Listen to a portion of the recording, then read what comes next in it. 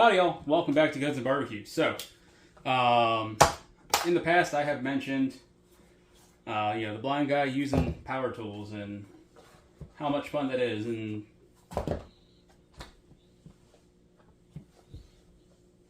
not surprisingly, I have been asked the question in the past, how the hell do you use power tools? How the hell do you use something like a miter saw?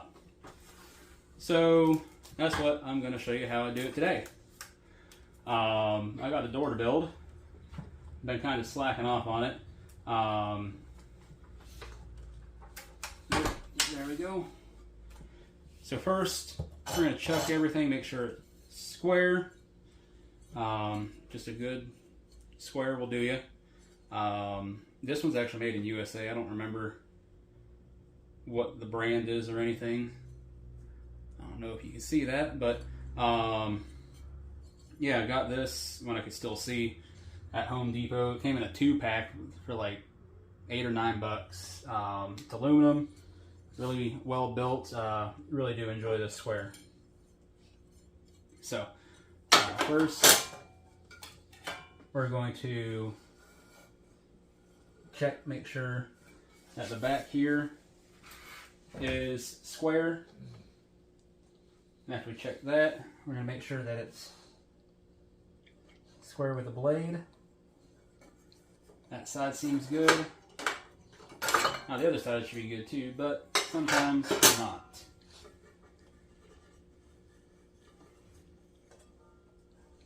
Now the reason I'm making sure it's square is because I'm not looking to make any angle cuts right now. So, now that that's done, we will go put this back up and plug in the saw.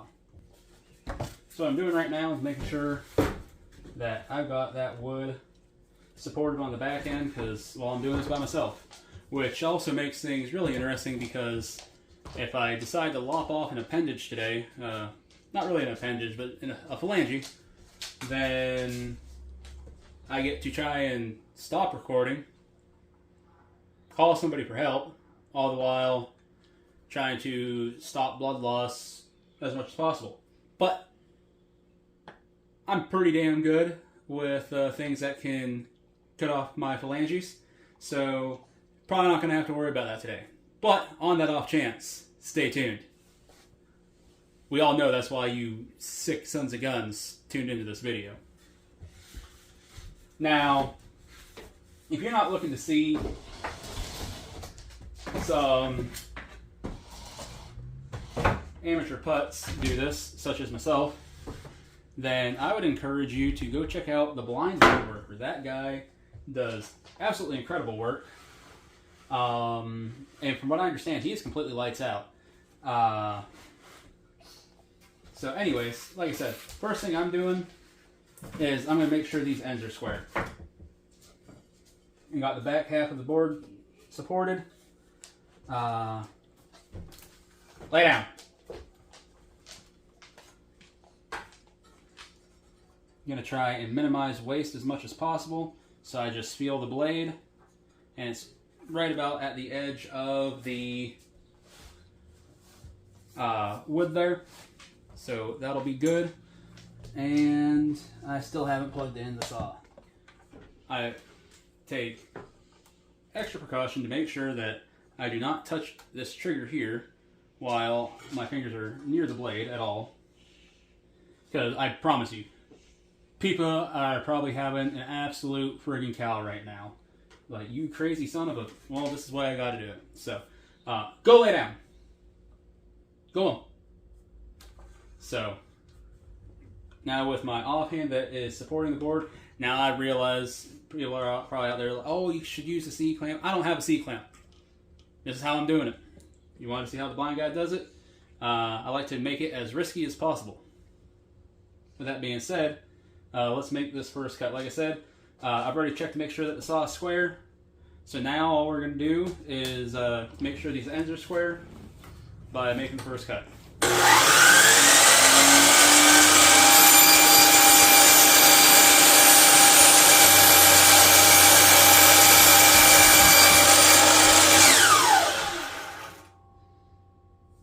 tell you what, I sure as heck need a new blade. That one is starting to get worn out. Lay down. We're going to grab this, spin it around, making sure not to hit anything in the house here. Would this be better to do outside? Probably, but it's cold out, and well, I ain't doing that shit. Now this end has a tag and a staple in it, so we're going to take off just a smidge extra. I could take that staple out if I wasn't lazy and wanted to go grab a butter knife or a pair of pliers or something, but we're going to do the lazy route. No big deal. So again, I'm going to just get it where it's about. Wait till the blade stops spinning. Probably should have said that earlier, but yeah, you wait till the blade stops spinning. Man, I have got a bunch of just garbage on the back side of these cuts. That's alright. We'll clean that up a little bit later. Now that both of those are square, I can just come down here, hook my tape,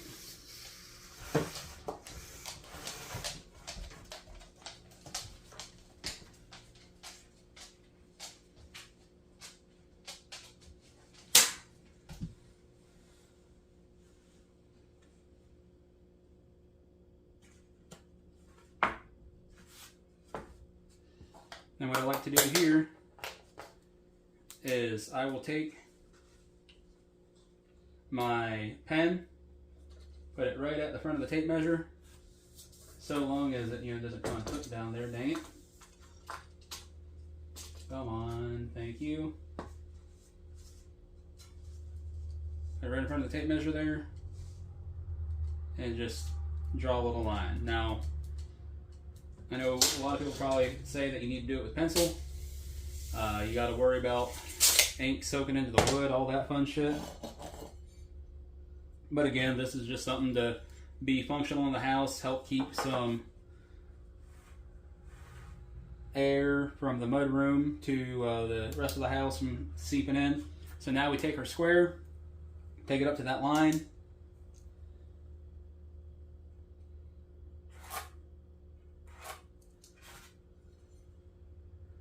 And there we go. Now I realize that I did not run these through a planer and joiner and all that. We're not getting that fancy. I'm just going to trust that these are pretty damn well square from the factory, wherever the hell they were cut.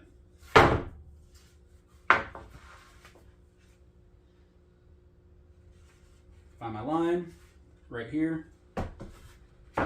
And what I do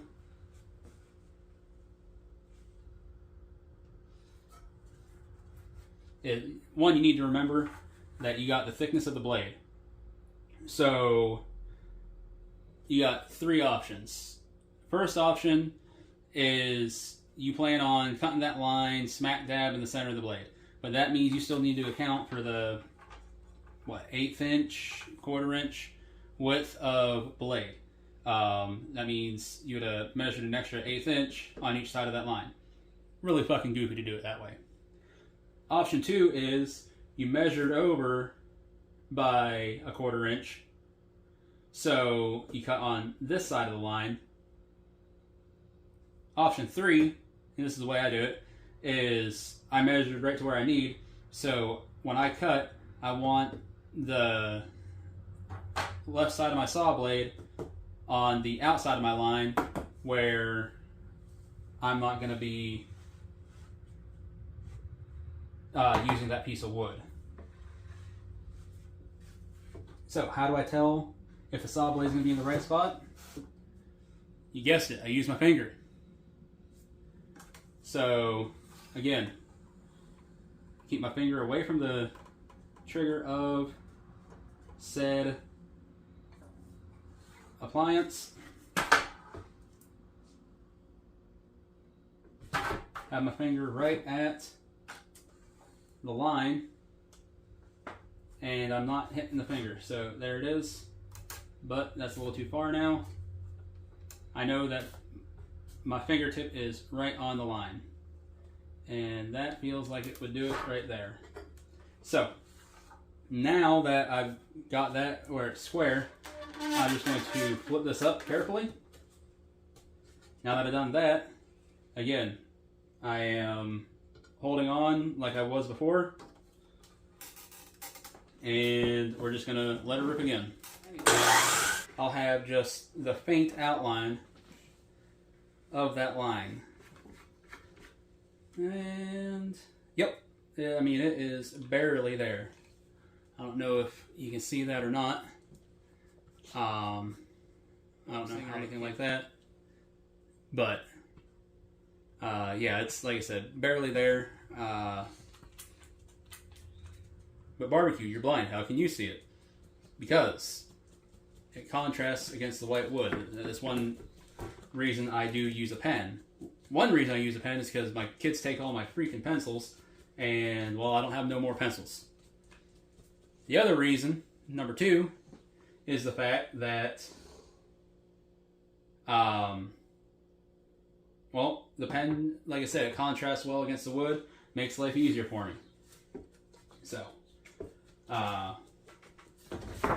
now, take that scrap piece of wood, throw that out of the way, and I'm done measuring for a while. I reckon I could remeasure this piece just to make sure that I didn't arc it up, and I probably should do that. I reckon I could do that real quick.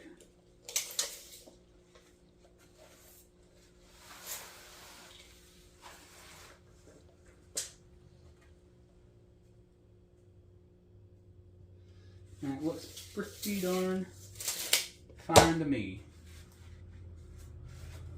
So then I come down here, and literally all I'm doing is making sure that that piece that I just cut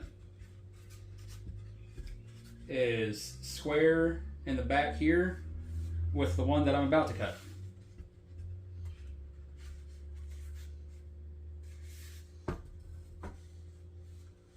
And I hold them so they don't come undone or nothing. I want them to stay coupled together. Bring it down. And I literally just take and slide that against it, but it did feel like this slid back a little bit. Something you got to be paying attention to if you're going to do it this way. Again, C-clamps would be wonderful here. I don't have any C-clamps. I used to have C-clamps. I don't know what the hell happened to them. So, yep, it slid probably, oh, I don't know, 1/16 of an inch. It wasn't a whole lot, but it was enough that I felt it. So,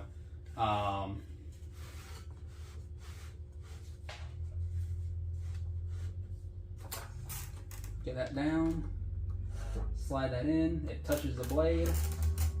We're going to take the good piece off that we just cut, flip this up, and do it again.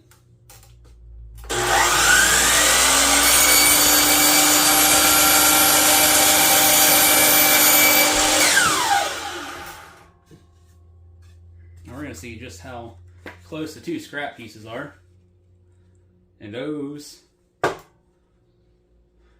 dare I say, are perfect. Flush there, yep. Come down here, and we're flush. Look at that. Even a blind squirrel finds an acorn once in a while. What I'm doing here is angling this to 45 degrees because I want to make well, it's going to be two 45-degree cuts, so it's going to be 8 in total, but 2 on each board. So that's my top piece to the door. And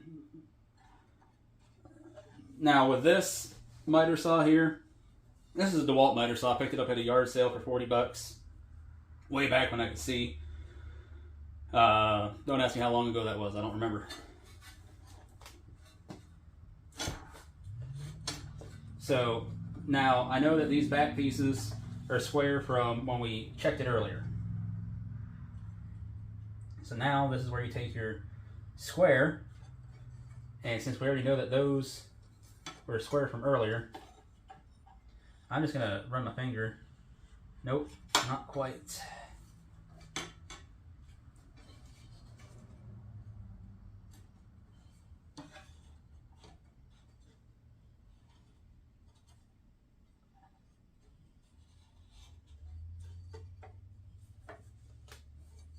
A little bit further.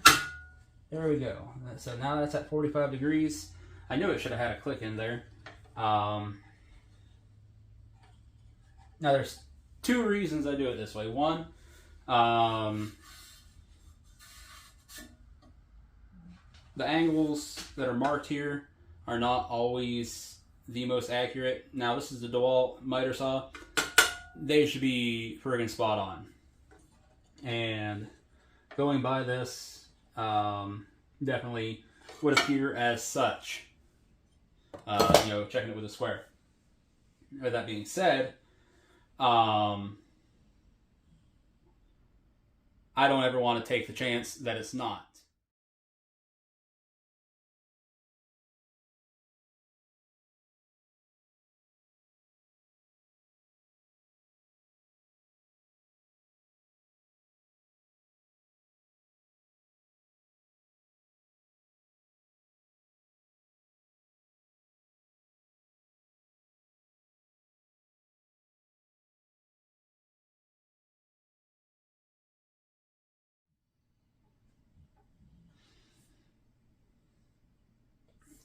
Now what you're not going to see me do here is flip this up on end, because then that would give me like a chamfer for my cut, and I don't want to do that. Now admittedly, this is going to be harder to cut. It's not going to go through as quick, but now I could articulate this head so it leans over 45 degrees, and then I could do these vertical. But that's a lot of more messing around with this than I care to do. We'll just let this kind of burn through the wood and take our time.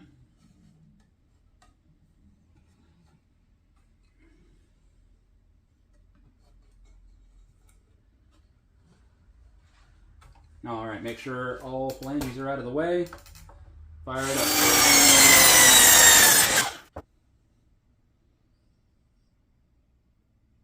And by golly, I think I nailed it. Now, got a nice burning smell going on right now. You can see the discoloration of the wood. That is what I was talking about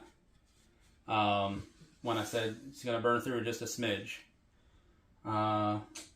If you look, I just have the line there.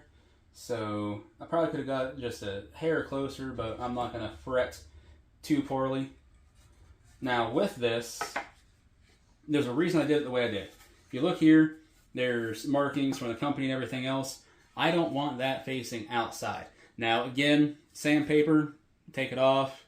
If I want to stain it or anything, you know, there's ways to take care of it.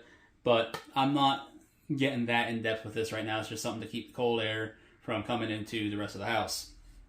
So with that being said, I'm making sure that this is going to be facing towards the mudroom. And that's one reason I made sure to cut it the way I did. So again, with this piece, I'm going to do it just the same way as I do everything else. We're going to make sure this is flush. Get there. Come down here.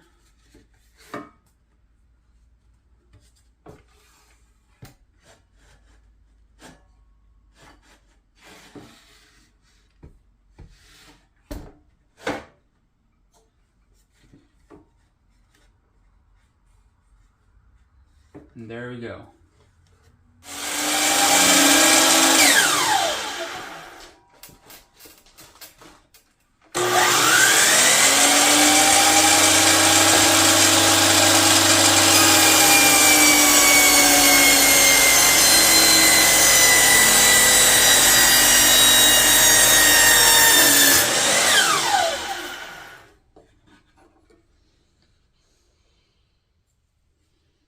Now listen here, children. Should you always be wearing eye protection? Absolutely. You should always wear eye protection when doing this stuff.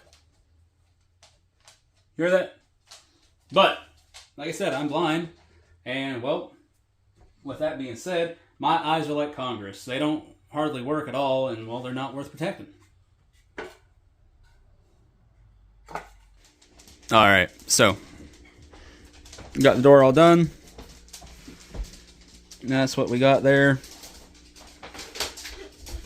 Actually already making a world of difference with the draft that comes in from that room, so glad to got her done. But that's how a blind guy uses his miter saw, and I still got all my fingers. So thanks for watching. If you like this, hit those like, comment, share, and subscribe buttons. I don't typically put out content like this, but every once in a while I feel like changing it up, so there you go. See you later.